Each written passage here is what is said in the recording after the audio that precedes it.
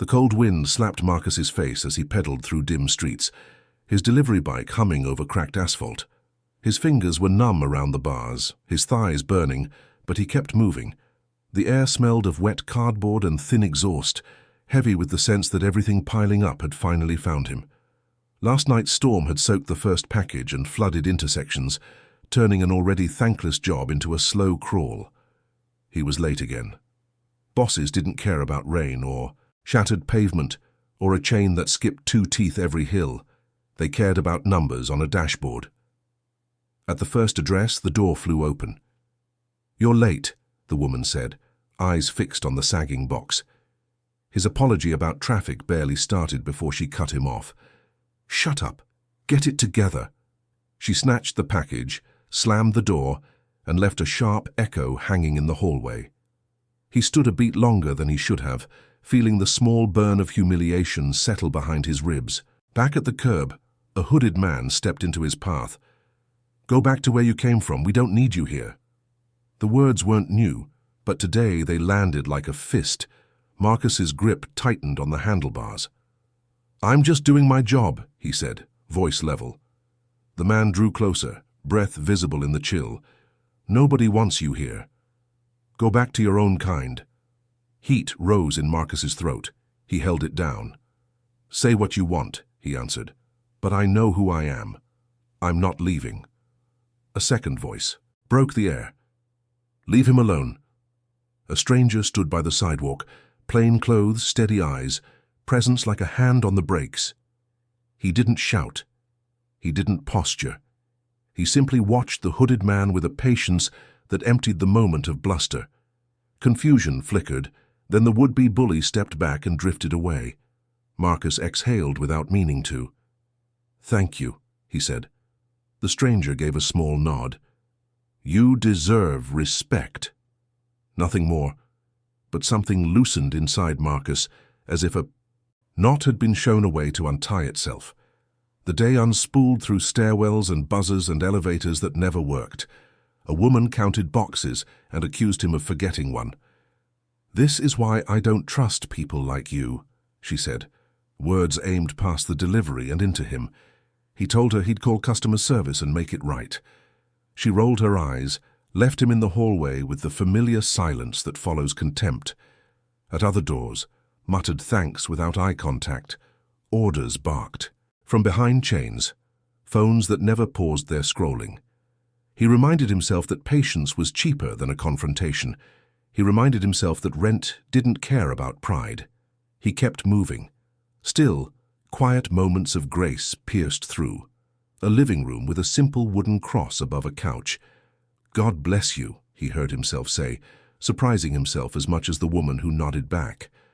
A rough-voiced man at a cramped apartment took a package and after a pause said, "Take care of yourself."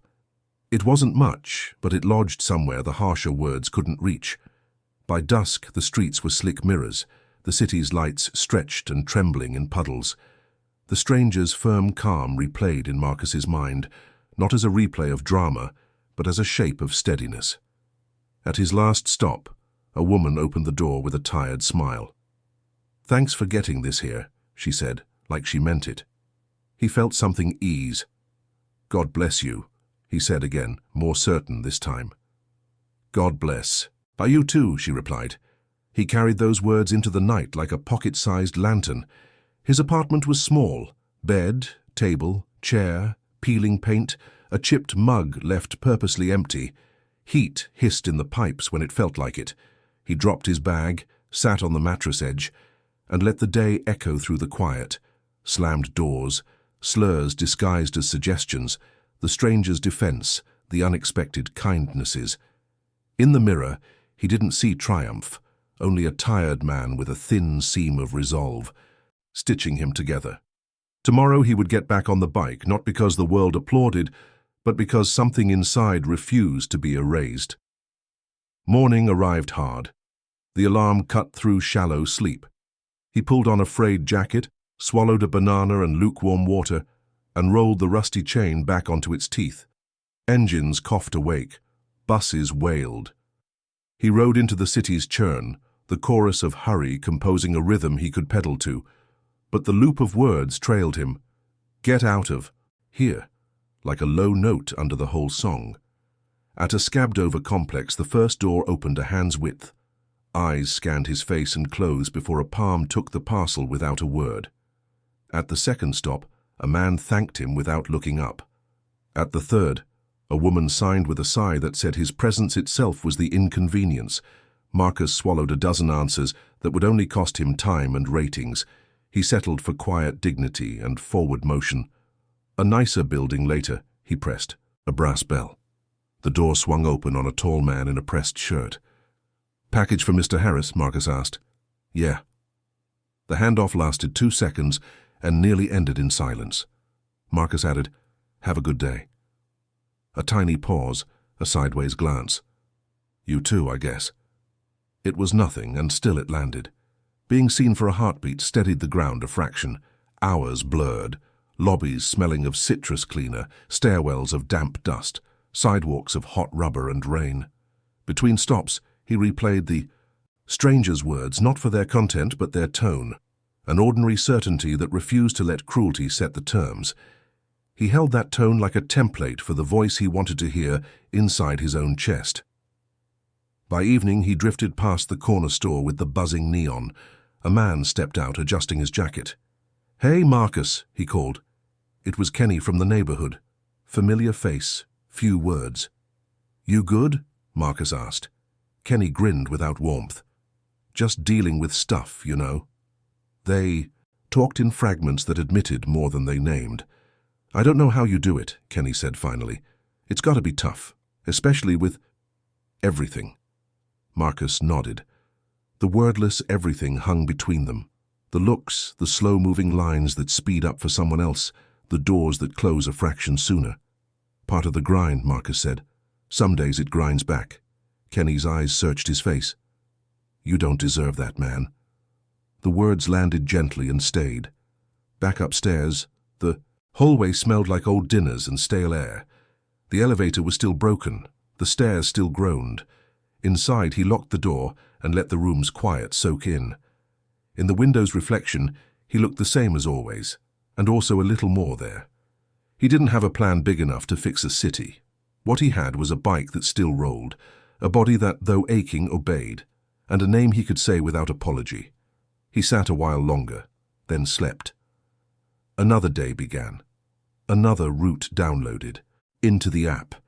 Another set of addresses pinned like distant stars he would pedal toward. He ate quickly, layered up against the wind, and pushed off. The city performed its ritual of impatience. People swarmed, lights flicked from red to green and back to red, and Marcus threaded through it, part of the motion and also a little outside it. At a high rise of glass and chrome, a woman in a black robe opened, eyes skipping him to land on the box. Thanks, she said without inflection, door closing, before the word finished. At the next, a phone never left its owner's hand as an unreadable face took the delivery. At another, he was told to leave it by the door, as if he were an automated chute. He didn't chase gratitude. He chased the next address. Near mid-afternoon, the wind knifed colder. He stopped at a bench, flexed his fingers, and looked at the map crammed with blue dots. A small laugh escaped him. This was his constellation. He stood, rolled on, and found the next buzzer. The door opened to a man with rough hands and soft eyes. Been doing this long? The man asked, signing. Couple years, Marcus said. Must be tough. Marcus held the pause. Yeah. Some days more than others. Well, the man said, be safe. The words were simple, like a coat handed to someone shivering. He wore them the rest of the afternoon. By sunset, he reached the last building. Trim bushes, fresh paint, quiet lobby. The woman who opened the door was flushed from a workout and smiling. Thanks so much for getting this here, she said, sincerity like warmth after a day of drafts. He nodded. Have a good evening. He almost left it there, then added, God bless you. Surprise, then a small smile. God bless you too. He stepped back into the cooling air, carrying that reply like a steadying hand between his shoulder blades. The ride to the depot was long, but easier than it had any right to be. The aches were still there. The city was still itself. But the sum of small mercies made a difference that wasn't small. In the quiet of his place, he felt the day's grit begin to settle out of him. He watched the streetlights paint thin bars on the wall and let the breathing of the city become a lullaby he didn't mind falling asleep to. The next morning, he woke before the alarm and lay still, listening to the soft machinery of the building. Pipes, radiators, someone's far radio. A thought slid in without ceremony. I matter. It wasn't a slogan. It was a fact, as ordinary as the bike, waiting downstairs. He stood, stretched, and felt the familiar protests of his back and calves. He dressed, pocketed a granola bar, and headed out. The streets were damp again, but the sky held. He made his first deliveries quickly, then met a door that didn't budge. He knocked again, left a note, moved on. At a fourth-floor walk-up, he climbed past a wall of family photos, birthdays, graduations, a wedding. He lingered an extra second, then kept climbing. At the top, a mother with a baby, balanced on her hip, signed with a grateful smile. "You're a lifesaver," she said. He laughed softly. "Just on a bike," he answered, but he carried the words downstairs like warmth in his pockets. Not every moment landed kindly. A man barked that Marcus had woken his dog. Another insisted the box was dented and therefore useless. Someone filmed him from a lobby couch, narrating like he was a curiosity. He swallowed each encounter and did the job. Each time he chose a posture that didn't give. Away the center of him. He could be bent, he told himself, and not be broken. Clouds thickened by late day. He pedaled through the fine mist that makes edges look newly inked. He thought of the stranger again, not his face, which was already blurring, but the assurance that had entered the space like a key clicking a lock. "Respect," the man had said. Marcus said the word aloud once, tasted it, liked its weight. He wanted to be the kind of person who carried that steadiness with him, who changed the air by refusing to be less than human. He made the final drop before dark. On the way home, he passed the corner where the hooded man had stood. The pavement remembered, so did Marcus. He stopped, not to relive fear, but to honor what had followed, a boundary drawn, a dignity reclaimed. He pushed off again, wheels finding their rhythm. Upstairs, he turned on a thrift store lamp with a warm shade. The room changed with that light, less bare, more his.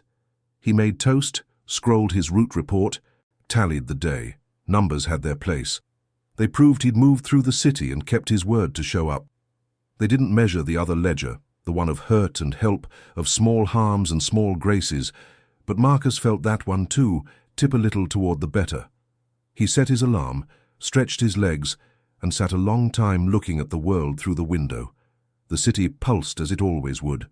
Tomorrow would ask the same of him it asked today. He would answer the same way, by showing up, by riding, by speaking when it was time to claim his ground, by forgiving himself when the day bruised more than it should. And if a stranger's voice found him again, firm, protective, ordinary, he would let it teach his own voice how to sound. He turned off the light and lay down. In the darkness, he named a few things out loud, quietly. The cross on the wall of the woman's living room, the man who told him to take care, the thank you that felt like sunlight, the brief you too that could have been nothing and yet was not. He let the names be a string of steadying knots. Sleep came not as surrender, but as a pause he had earned. In the morning, the route would stretch ahead like a ribbon, and he would take hold of it again. He would carry boxes, and also carry what the days had taught him, that being seen can start with seeing others, that a blessing weighs less than an insult and lasts longer, that dignity doesn't ask permission. The work would still be hard, the wind would still bite, some doors would still slam, but inside Marcus there was a quiet, undeniable presence now, not loud, not showy, something that cared. With it, he could face the next address and the next, and whatever waited between them. The story wasn't finished. He had more streets to cross. By the time Marcus reached his final delivery of the day, exhaustion had settled deep in his bones. His legs ached, his shoulders felt weighted, and every insult and indifferent glance replayed in his head. What hurt? Most wasn't the miles. It was the feeling of being invisible, reduced to a uniform and a tracking number. The last address was a weathered complex at the city's edge. He climbed the stairs, knocked, and waited through a long pause. A middle-aged man opened, face tired, eyes unreadable. "Package?"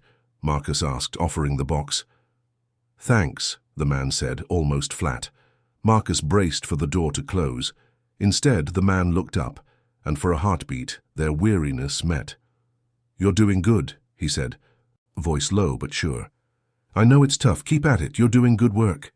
The words landed like breath after a long dunk under cold water. Not dramatic, just true. Marcus swallowed. "Thanks," he whispered. When the door closed, it didn't feel like dismissal. It felt like recognition. He rolled his bike back to the street with shoulders a fraction lighter.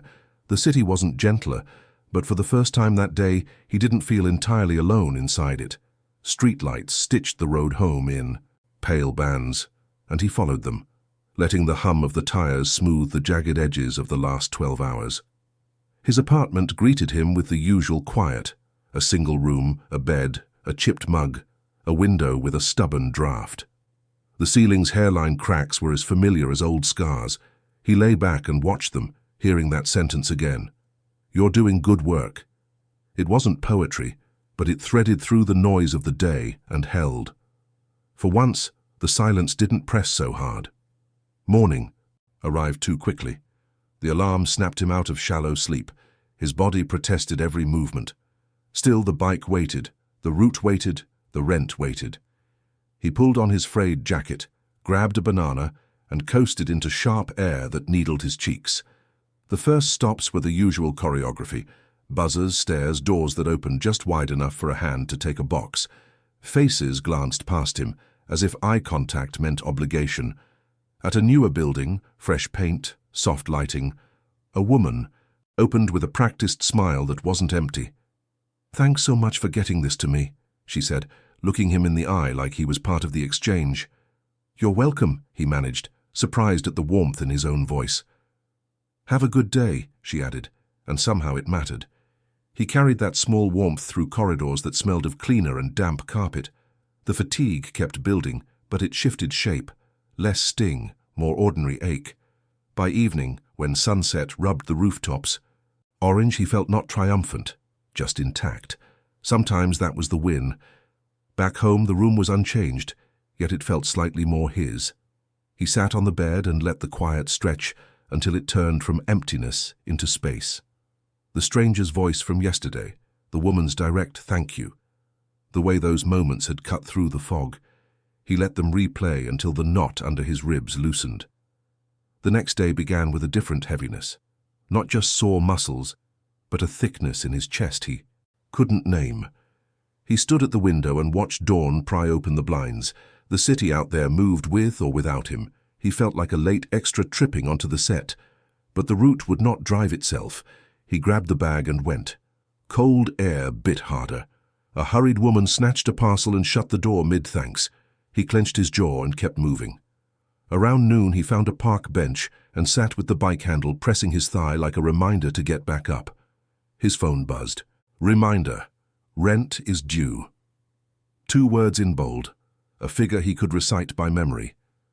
Shame and pressure pressed together like a clamp. He locked the screen and stared at the ground until the feeling receded enough to stand. The afternoon blurred. Stairs that leaned, elevators that didn't, lobbies that pretended to be grand. He let the rhythm carry him. Ride, lock, climb, knock, hand over, photo, move on. At the final stop, his breath surprised him by catching. It was the same door as before. "Hey, you're back," the man said, smile soft but real. "Yeah," Marcus said, "your delivery." The man took the box and didn't retreat. "How's everything going? You holding up?" People ask questions all day. None were that one. "I'm getting by," Marcus said, and heard how thin it sounded. "If you ever need to talk, I'm around," the man said. "Life gets heavy. It helps to say it out loud." Marcus's throat went tight. "Thanks. I appreciate it." Take care of yourself, the man added, and it didn't feel like a line. Riding away, the weight on Marcus's back hadn't vanished, but the straps didn't cut as deep. He turned onto a calmer street, neon signs blinking awake, and let the cool air rinse the day off his skin. The rent, the rusted chain, the tight timeline. None changed, but his breathing had room again. At home, the quiet felt like something he could set down in. He scrolled past missed messages from friends he hadn't answered because he had nothing hopeful to say. Tonight he typed anyway. I'm hanging in. Rough week. Thanks for checking on me. It was small, but it pushed against the idea that he had to carry everything alone. The next morning he woke before the alarm, listening to the building's soft machinery, pipes ticking, a neighbor's radio bleeding a hymn into the hallway. He dressed, slung the bag, and eased into the street as if the city and he had agreed to meet in the middle. The first customer hardly looked up. He felt the usual flicker of hurt and watched it pass. Without hooking into him, it wasn't immunity, just a little space between the moment and his sense of self. Across the day, he noticed the new room inside him. Rudeness still arrived right on time. Indifference still made its rounds, but he didn't bleed from every paper cut. The sentence, "You're doing good work," had lodged somewhere that held him up from the inside. When he faltered, he leaned on it. Midweek, the sky turned pewter and held there. On a long climb to a fourth-floor walk-up, he paused. On the third landing beside a wall of family photos, birthdays, graduations, a tinfoil crown at a backyard party. The woman who opened the door signed with a baby on her hip and said, "You're a lifesaver." He almost laughed. "Just on a bike," he said. But he carried the words down every step. Not every door opened kindly. A man barked that Marcus had woken the dog. Another prodded the dent in a box as if it were Marcus's rib. Someone filmed him from a lobby chair as if he were unusual. He kept his voice even, declined the bait and did the job. He chose over and over not to give strangers the parts of him that took longest to rebuild. By late afternoon, the cold threaded into his sleeves. He stopped at a bench, blew warmth into his hands, and looked at the blue dots on the map. There were always more, like stars you can't name but keep steering by. He stood, pushed off, and found the next bell. Toward evening, he reached the door he now recognized. His chest thudded once, not with dread, but with anticipation. The man opened before Marcus could knock hard. "Hey," the man said. "Come in a minute. You look like you could sit." Marcus hesitated. Work had taught him that favors come with strings. Loneliness had taught him to refuse even the ones without. But the day had been the kind that sands you down to grain, and the invitation was simple. He stepped inside. The apartment was small and warm, books stacked on a table like little cities, a lamp making a kind of island out of the couch. The man brought water. They sat without forcing talk. "You don't have to carry it all alone," the man said eventually. "It's work, sure, but some of it is just weight. The kind you don't have to prove you can lift." Marcus stared at the glass. "Feels like if I set it down, everything else falls over." "I get that," the man said. "Maybe setting it down for 10 minutes is how you pick it up again." They let the quiet be useful. The room hummed with a life that wasn't about notifications or ratings or the harsh math of hours and rent. Marcus felt the difference between being somewhere and being welcome. "Thank you," he said finally, meaning more than the water. "You don't owe me thanks," the man replied. "Just take care of yourself." When Marcus left, the air bit the same. The street was the same, the route back the same. But inside, something had shifted a degree, enough that the horizon changed. That night he wrote 2 more messages to friends and answered one call. He didn't dramatize, he didn't minimize. He just told the truth in sentences that fit in a breath. After, he stood by the window and watched his block move through its evening rituals. Neighbors trading a joke, a kid dribbling a ball too late, a bus sighing at the corner. He felt located. The next days didn't give him a pass. The app glitched and sent him across town for a box that wasn't ready. An elevator trapped him between floors while a customer texted, "Where are you?" A manager pinged him twice about speed. He swore softly, then out loud, then not at all, and kept going. Whenever he felt the old heat rise, he touched the new steadiness and let it cool the moment. At a curbside one afternoon, a teenager watched him bungee a lopsided parcel to the rack. "That looks hard," the kid said. "Some days," Marcus answered. "Why you do it?"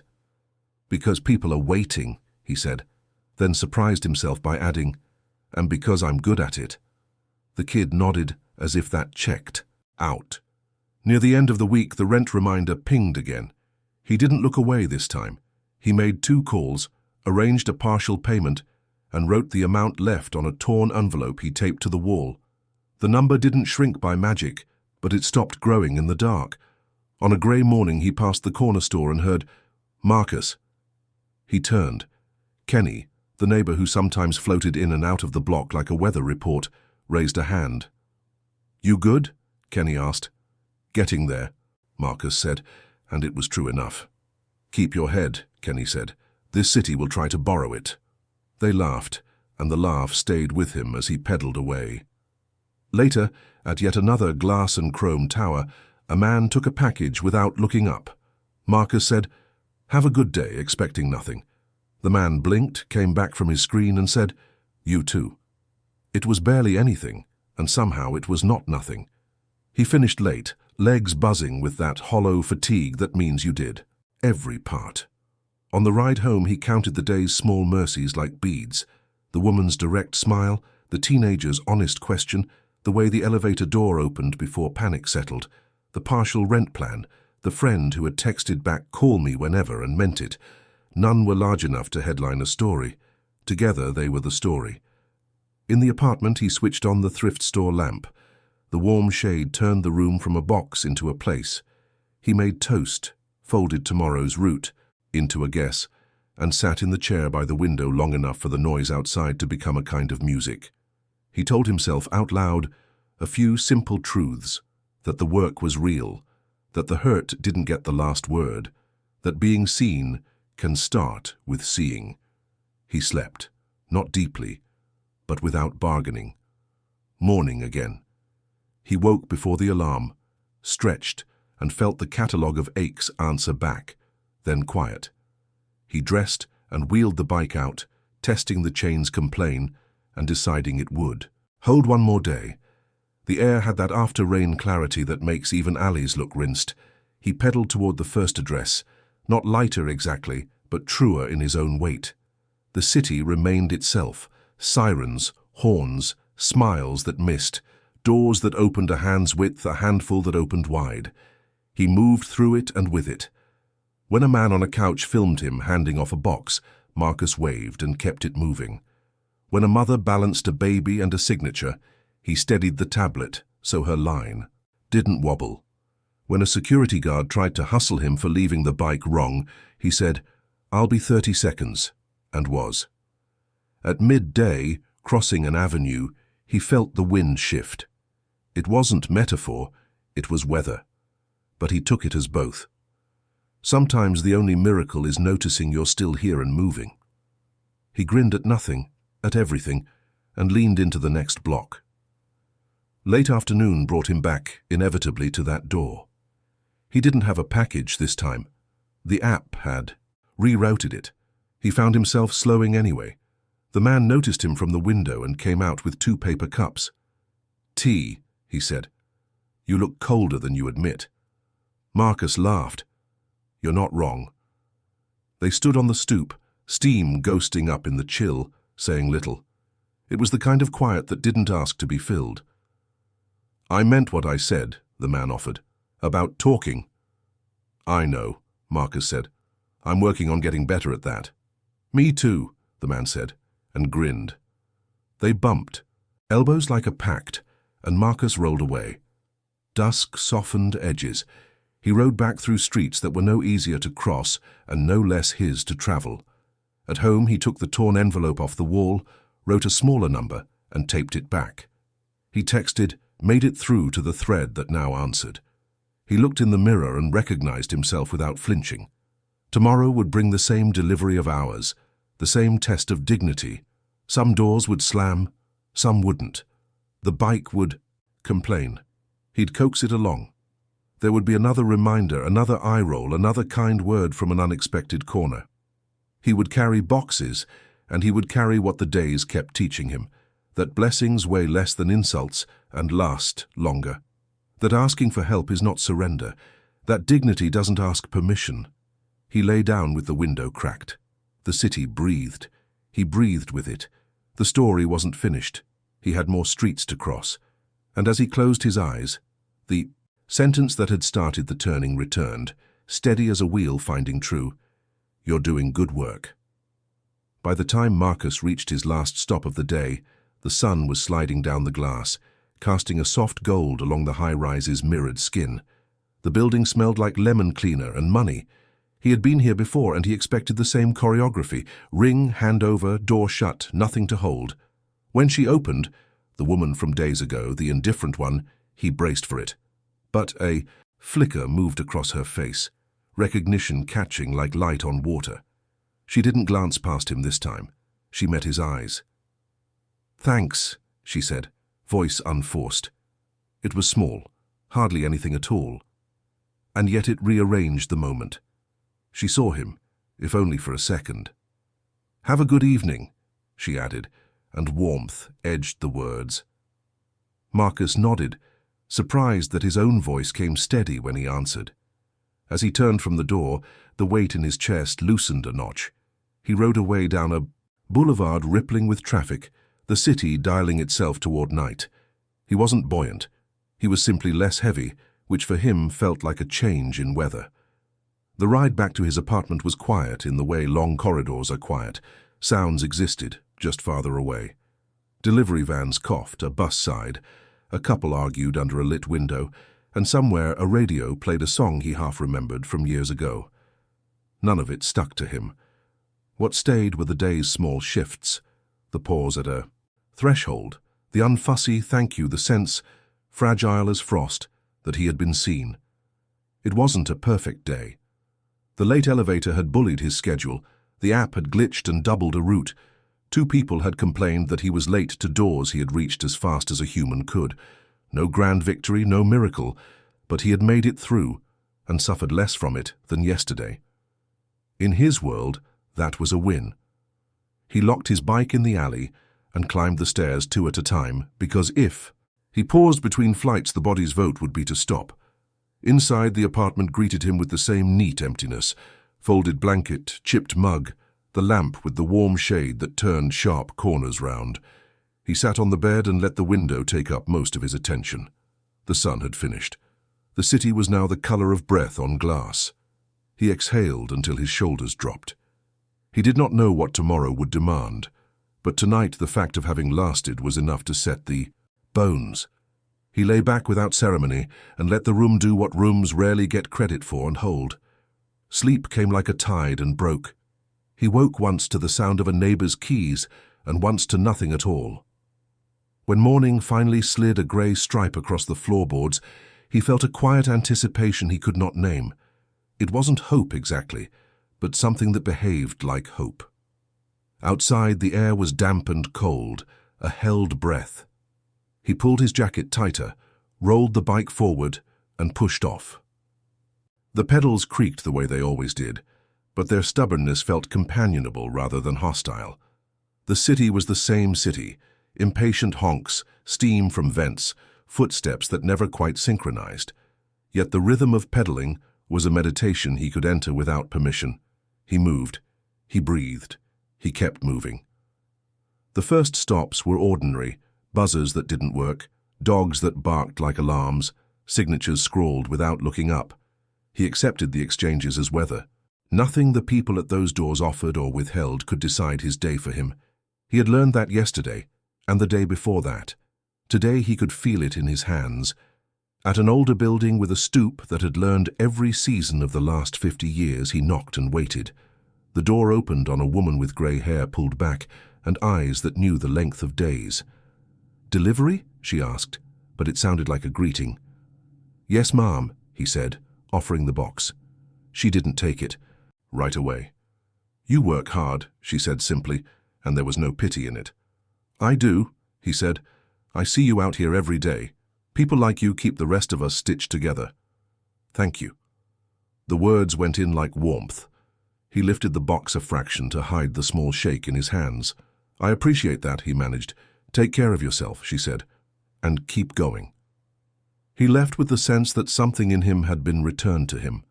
The route ahead looked the same on the map, but underfoot the pavement felt less like a sentence and more like a road. As the day widened, the usual indifference resurfaced. Doors opened just enough, heads stayed angled toward screens, tiny choreographies of impatience. But the edges of these moments were duller, as if wrapped. The woman's recognition moved through him like a quiet ember, warming without burning, enough to last miles. His last stop that evening was a building he knew by the smell of the hall, clean but with the faint sadness of bleach. The man who opened had once told him to sit and breathe, had put a glass of water in his hand and said, "Talking helps." He smiled now the way people smile when the weather is finally turning. "You look better today," the man said. "I'm getting by," Marcus said, and realized the words weren't armor or deflection. They were accurate. "One day at a time." "Yeah," Marcus said, "one day at a time." He left, feeling a calm that wasn't dramatic enough to be joy and wasn't flat enough to be numbness. It was something in the middle. He could live in the middle. The ride home drew a long line through neighborhoods that never quite agreed. He let the line be the day's last act. He didn't try to make sense of it, which spared him the disappointment of failing to. At his block, the alley light was out, the lock was stubborn, and he was still himself. For the first time in a while, that felt less like loss than start. Days passed in a grammar of small victories and long, quiet in-betweens. He still woke sore. The bike still protested. The city still asked the most from those it valued least. But Marcus found a steadiness that had been missing, a way to inhabit the work without letting it swallow him. He wasn't merely delivering packages, he was practicing a way to continue. Some days still buckled. On a bench he called lunch, his phone lit with reminders he already knew: rent due, data cap, a utility message pretending not to threaten. He stared until the lines blurred, put it away because the next address didn't care. He promised he would call someone and then didn't. But the promise itself felt like a door left ajar. There were mechanical betrayals too. The chain slipped twice in 1 week, a greasy lash against his calf, and he righted it by habit. Fingers blackened, breath counted low and steady. A kid on a scooter watched solemnly and then offered a single nod as if to say, "I saw that man," which for Marcus was better than applause. He also found himself at doors he'd been avoiding knocking on in his own life. He answered a text from a cousin he hadn't seen since a funeral, wrote back to a friend from a job he'd had before the bike, promised to meet for coffee on a Sunday if the schedule of his body allowed. He wasn't saving himself with any of it. He was making a way not to be lost. Once, near the end of a route, he met the man from the wet evening again, the one whose "not really" had sounded too familiar. The man opened with a cautious half-smile and asked, "You hanging in?" Marcus said, "Better than I was." They didn't extend the conversation beyond that, and they didn't have to. It felt like checking a pulse, present, steady. On a clear morning, a man in a pressed suit took a parcel and said, "You've been at this a while, haven't you? People don't appreciate how much it takes." "A couple of years," Marcus said, half laughing. "Thank you," the man said, in the tone people use when they mean the words, and also mean I almost forgot to say this. "You make it possible for the rest of us to pretend we have time."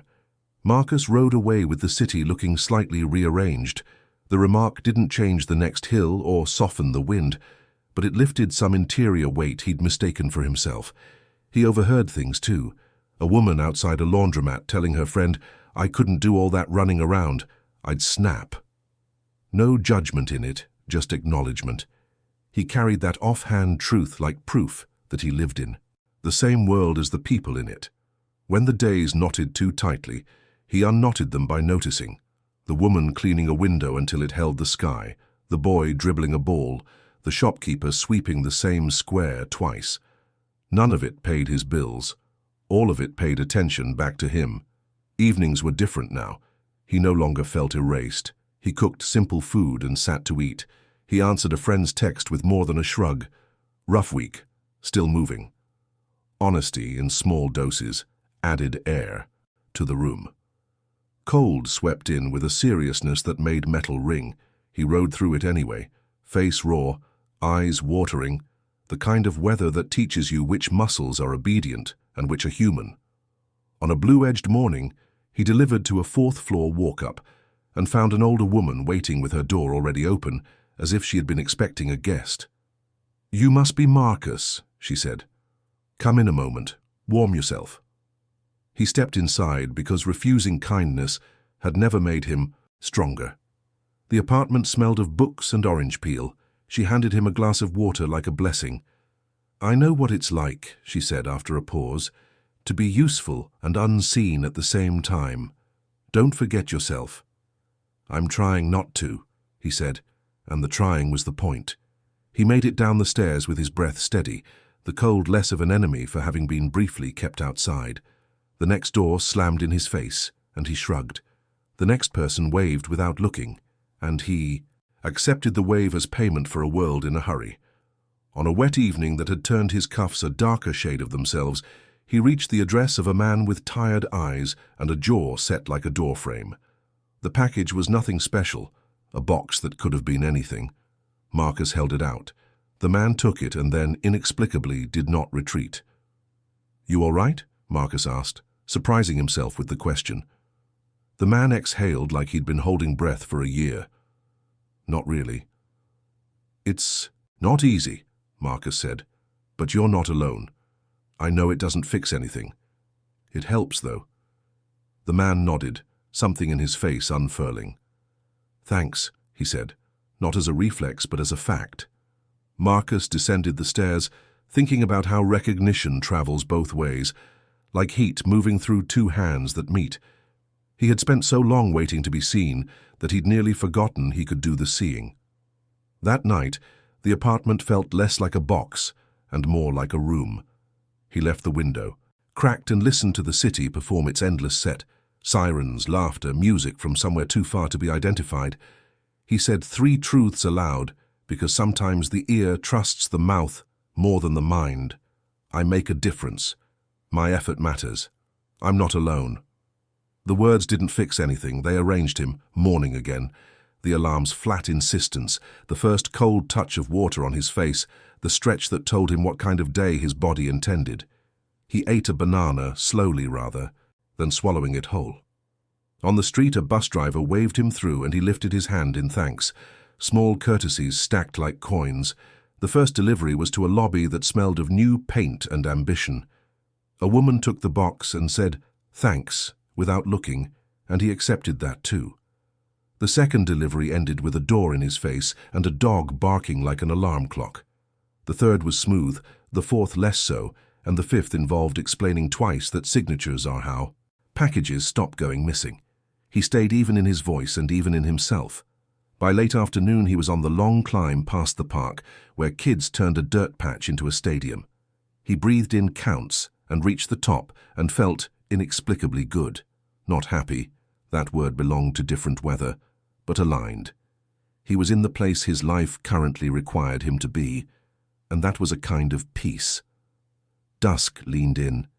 He cut across to the block where the man lived, who had once given him water and room to breathe. The man came out with 2 paper cups before Marcus could ring. "Tea," the man said. "You look colder than you admit." Marcus laughed and took the cup. They stood on the stoop, steam climbing into the chill, saying almost nothing because almost nothing was required. Presence did the work talking couldn't. "I meant what I said," the man offered finally. "About talking, if you need it." "I know," Marcus said. "I'm practicing not carrying everything by myself." "Good. Practice," the man said, and they touched elbows like a seal. The night's last miles unspooled, he passed the corner store where Kenny raised 2 fingers in greeting, the beauty salon with the Friday laughter, the church whose cross reflected in a window like a reminder, the mural that changed shape with the angle of light. He reached his door feeling the precise kind of tired that tells the truth. You did the day. He paid part of the rent. He wrote the new, smaller number on a scrap and taped it to the wall. He texted "made it through" to the thread that now always answered. He looked in the mirror and recognized the man looking back, weary but unbent. Tomorrow would make its old demands, and some new ones. Some doors would open graciously, some would open barely, and some would pretend not to hear the knock. The bike would ask for more than it had, and he would find the extra somewhere he couldn't name. He would be judged unfairly by strangers and treated fairly by others, and both would pass. He lay down with the window cracked for air and the city's hush for company. The sentence that had started the turning returned to him. "You're doing good work," and this time he could say it to himself without flinching. He smiled into the dark, not because life had become easy, but because difficulty no longer meant defeat. When sleep came, it came gently. Marcus let it, knowing that morning would find him where he needed to be, on the bike, in the wind, moving forward one measured breath at a time, carrying not only boxes but also the quiet, accumulating proof that he mattered, to the city, to a few strangers, and finally, to himself.